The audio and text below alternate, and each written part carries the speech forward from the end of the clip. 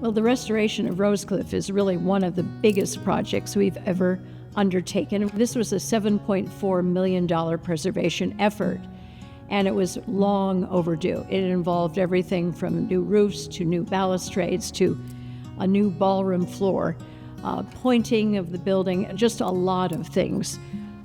Very, very needed, because 2.5 to 3 years ago, water would pool on the roof.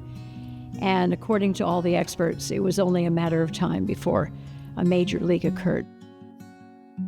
Rosecliff is probably best known for its parties. It was built as a party house, and we do host a lot of functions here as a part of our revenue-generating arm of the institution. But as a museum, it really does house an incredible collection of architectural material. It's designed by architect Stanford White of the McKimmy & White firm, and it really is sort of a crown jewel of his work. It shows his devotion to classical revival, and it is a tribute to also the patroness, Teresa Fair Ulrichs, who had the house built along with her husband, Herman. This floor gets a lot of abuse. 4 weddings a week, a lot of high heels, causes a lot of damage. So as you can see, we replaced the ballroom oak flooring. This probably took about 3.5 months. Each one of these panels was built here by hand on site. And as soon as they finished, we then took the opportunity to paint all of the walls and partial of the ceiling. It took 2 weeks just to mask off the things that we did not want to paint, because we had to spray paint this room because of all of the intricate design features on the walls that you can see. When the project started, the general contractor, Grandee Masonry, wasn't sure if they were going to scaffold the entire building at the same time, or if they would work off large man lifts and cranes.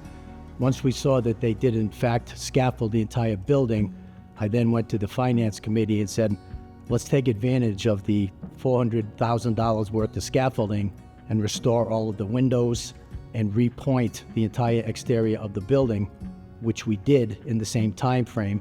So it was a very well-orchestrated ballet with 60+ men a day.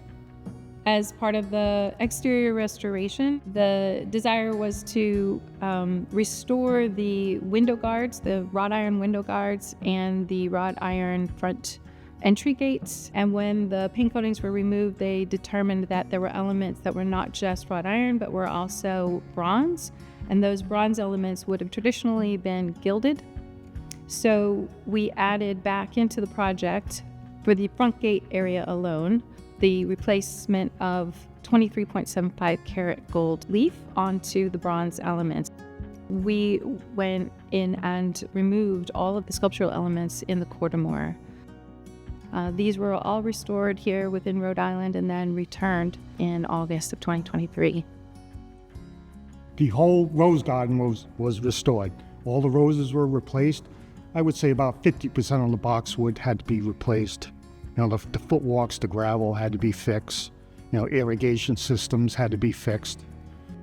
We wanted the courtyard out front to exactly reflect what it was when the house was originally built. Although it looks historic, we have all new plumbing in the fountain out front. We have all new landscape lighting in the courtyard out front. It's never been lit. I have to say, the first time I saw this ballroom and the first time I saw that courtyard redone, I looked at it with all new eyes. It really did look sparkling, brand new, and you can imagine it being that way in 1904.